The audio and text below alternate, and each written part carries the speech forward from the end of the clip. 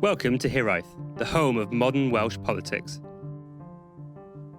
The UK general election campaigns are barreling towards their conclusion. Due to new constituencies, a record level of retirement, and the likelihood of a change in the political direction of the UK, we are expecting many new faces to be elected to the House of Commons from Wales. We're taking the opportunity to speak to some of these new candidates about their campaigns, their policies, and their parties.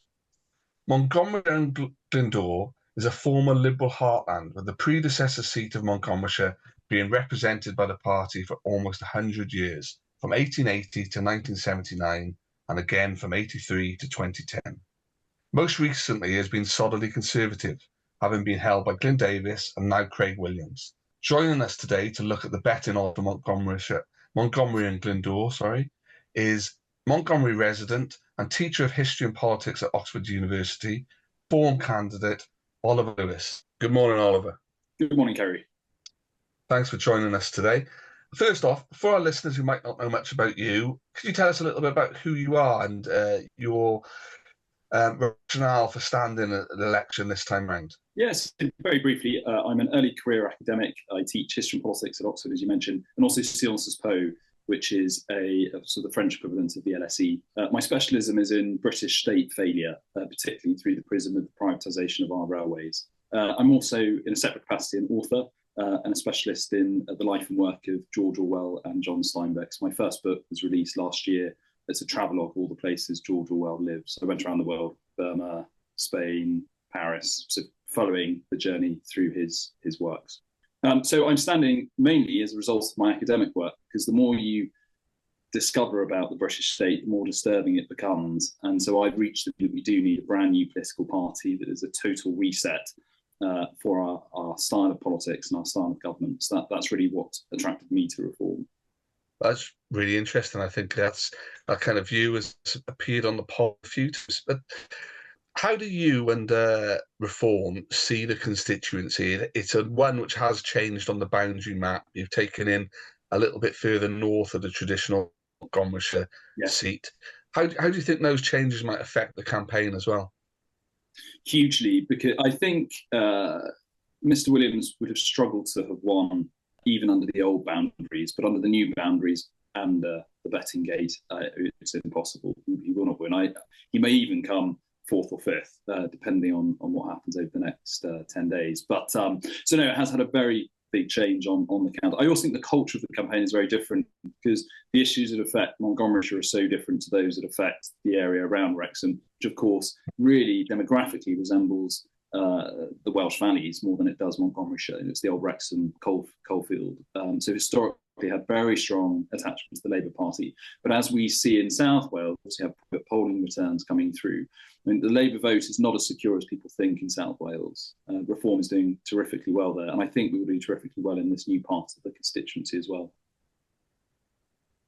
So you mentioned Craig Williams there, obviously in the news at the moment. So your thoughts on that will be welcome. But you're seeking to unseat him.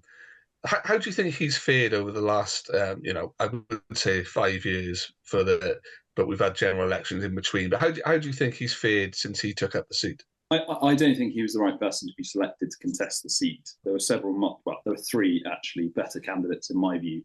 As always in the Conservative Party, CCHQ stitched up the selection because they decided he was their man. So they shoehorned him in. They displaced these three other excellent candidates who would have been elected had they been selected from Montgomeryshire. So at that point, there was such a big Conservative vote here. So really, Parliament was deprived of one of three very good people who would have made much better members of Parliament than Mr. Williams. And I think this issue that's just emerged, which is an integrity issue, it's the equivalent of insider trading if one were trading stocks and shares. I think that, for me, exemplifies the issues around the bad choice the Conservative Party made back in 2019. You're obviously out campaigning. I think you've been on TV and things like that. But, when you're knocking on the doors in your constituency, what's coming back to you? What are the issues they're asking, they're telling you of concern to them? Very much, you won't be surprised to hear this, but obviously because Reform is the insurgent party in this campaign, we've gone from polling I mean, I ran for the Senedd in 2021 for reform, and I got 2% of the vote. My vote share this time is likely to be in the 20s, the low 20s, perhaps even the mid 20s. So I'm sensing very much plague on all your houses, but reform, because it's new, is different. And I don't think electors in this constituency view me as being a traditional politician. My background is really quite different to a lot of conventional politicos. I think they understand that I'm not a careerist. I'm in politics, I think, for the right reasons. And one of the key campaign messages for me is, which is really derived from my academic work, is how have we gone from a situation where we had someone like Shirley Williams as our Secretary of State for Education in the late 1970s to someone like Gavin Williamson with his whips and his tarantulas and the ridiculous lavatory. I mean, it's just cringeworthy, the decline in our politics. So that's really what I stand for. Let's try and restore some sense of normality and some intelligence to political debate. And that's coming out on the doorstep, is it? What about? Yeah, I mean, people have seen me on, TV. They've seen that I write letters to our local newspaper a lot. There's definitely a sense that I'm someone who wants to fight to restore some common sense to our politics. The other thing I'm noticing, which I think is very interesting politically, is the sheer volume of people who don't normally vote, but who are going to come out to vote for reform. That might be the Nigel effect. People tend to feel a very strong sense of affinity with Nigel Farage, love him or loathe him. And so he is bringing people out to vote who don't normally vote. And I do wonder how that will skew the result, because, of course, the polls always assume that a good quarter to a third of the electorate won't bother to vote, but they will come out for Nigel Farage. So quite an interesting dynamic at work there. We did a manifesto pod recently. Unfortunately, we recorded it on the day reform launched. So people might not be so aware of some of your kind of central campaign issues. Can you talk us through some of the top 2 or 3 and, what has driven those choices? Well, the first is reform of our institutions. So I'll give a very good example. The Labour Party have been promising for over 100 years to abolish the House of Lords. I say, well, I mean, by this point, we can assume, given they've been in government so much since 1935, that they would have abolished it. And of course, so they're not going to do it. So abolition of the House of Lords, the introduction of proportional representation, huge sweeping reforms to local government. There's a lot to be excited about, I think, in terms of reform of the British state.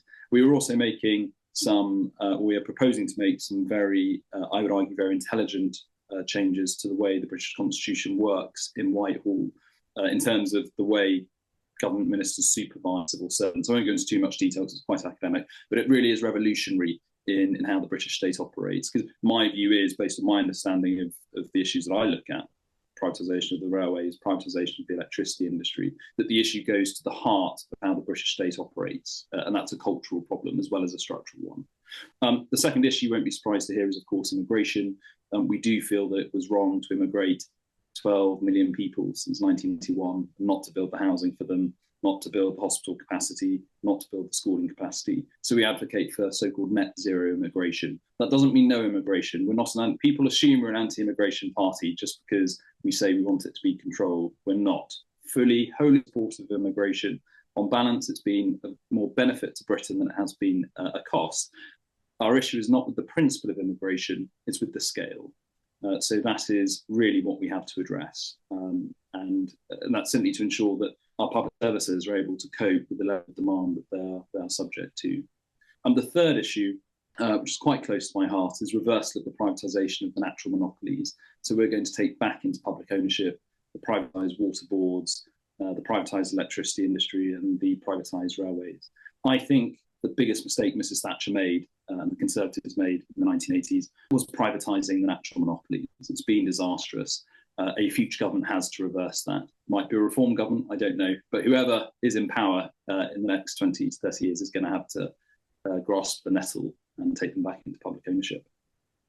Well, certainly some policies there which can appeal to both left and right-wing voters, I suspect. But when you're out campaigning, it can be one of those issues. But are there any particular policies being proposed which is causing you difficulty on the doorstep or in interviews or anything like that? I mean, these people will never vote for us anyway. Occasionally, I get contact from I tend to call them extreme liberals. They quite like that. I would say it's a slur, but this view that you can do whatever you want. I draw onto myself. It doesn't matter what the effect of my behaviour is on other people.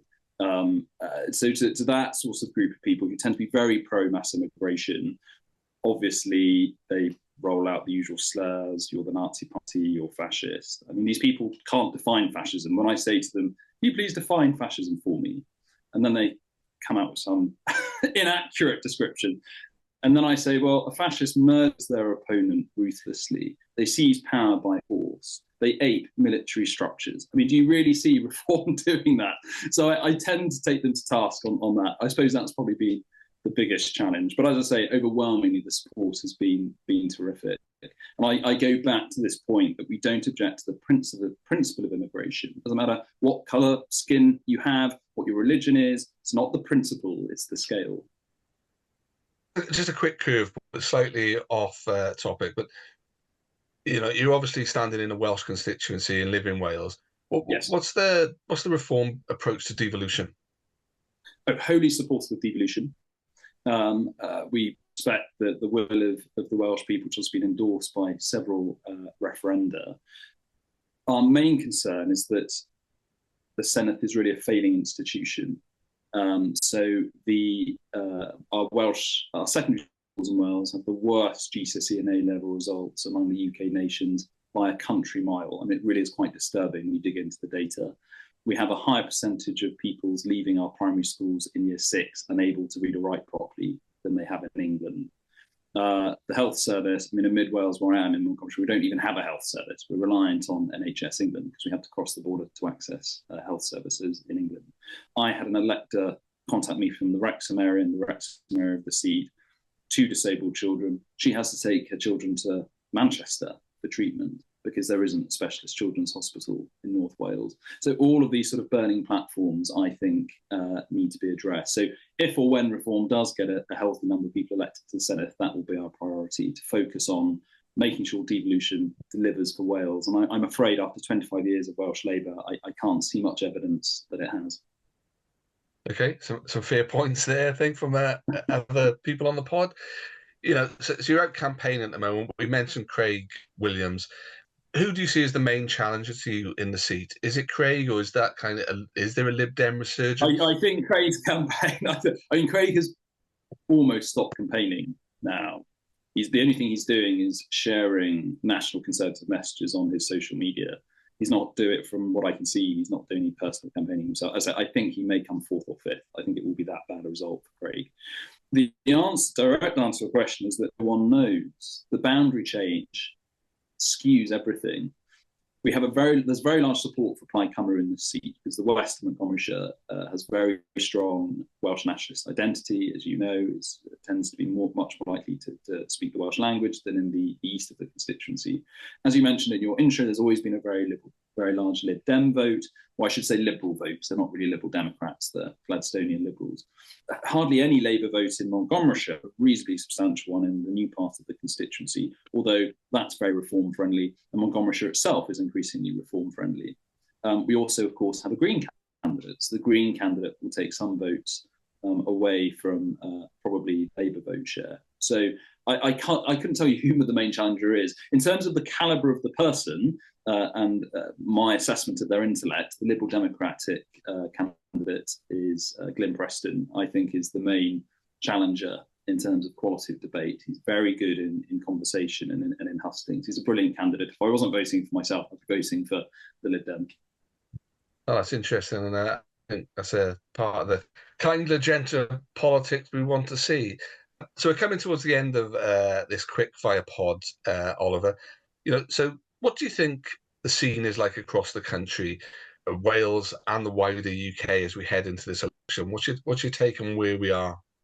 Very, very interesting question. So as you may or may not know, Reform is now outpolling Conservatives nationally across the UK, which is really, with my political scientist hat on, I mean, this is unprecedented for the Conservative Party to be displaced under a 2-party system, first past the post electoral system. So things are getting very, very interesting. When you remove Scotland and London from those numbers, Reform is very far ahead.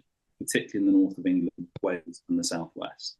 So things are getting very, very interesting. I do think the mood music is for a political revolution, really. I think just people are at the end of their tether with everything we have experienced over the past 5 years. I'd also go back to Brexit. Our origin were as the Brexit Party. I used to be a Remainer. I even worked briefly for Britain Stronger in Europe. I get all the arguments in favour of Remain. And I actually think we didn't need to leave the European Union. But the vote for Brexit was really a vote of dissatisfaction at the state of our country, even in 2016. And we forget about today. It's even worse today than it was in 2016. But it was really a cry for help. And I deduced in 2016 the fallout from the Brexit referendum that the British political class would never understand that cry for help. And I think everything that's happened since has vindicated that, actually.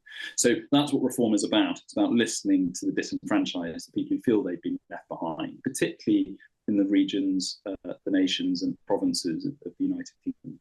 So something is happening. It's very exciting. It places a huge burden of responsibility on us because we have to make sure that we harness this dissatisfaction in the right way. As I've explained, from my perspective, that means far-reaching reform of our system of government, which is long overdue. I always joke, I'd be very happy if we pulled the British system of government into the 20th century, let alone the 21st. Maybe in 50 years, someone can bring it into the 21st century. I think you touched on a few of the issues we've touched on the pod ourselves around Brexit and why people voted like they did and why they may well vote in the election next week. So final question, if you would, what do you expect from the outcome? You can put it with reform tinted glasses on at all if you'd like, but what's your assessment of where we'll be on July the 5th? And particularly interested actually if where reform might go in Wales with the Senedd coming up. Is that part of the plans? Yeah, no, absolutely. We're obviously going to have a Labour government, whatever happens. I think the question is, and Keir Starmer will be Prime Minister. I still don't necessarily rule out a hung Parliament. I don't know why. I think it's the fact I've spoken to so many people in the past week who don't normally vote and are coming and will come out to vote for Nigel Farage and for us. But so we're definitely going to have a Labour government. Keir Starmer will definitely be Prime Minister. The question is then, how bad is the Conservative defeat? I think it is going to be something resembling Canada in 1993, probably below 50 seats, maybe even below 25. That then begs the question, who has the official opposition? Is it the Liberal Democrats? Is it Reform Party? Who's to say?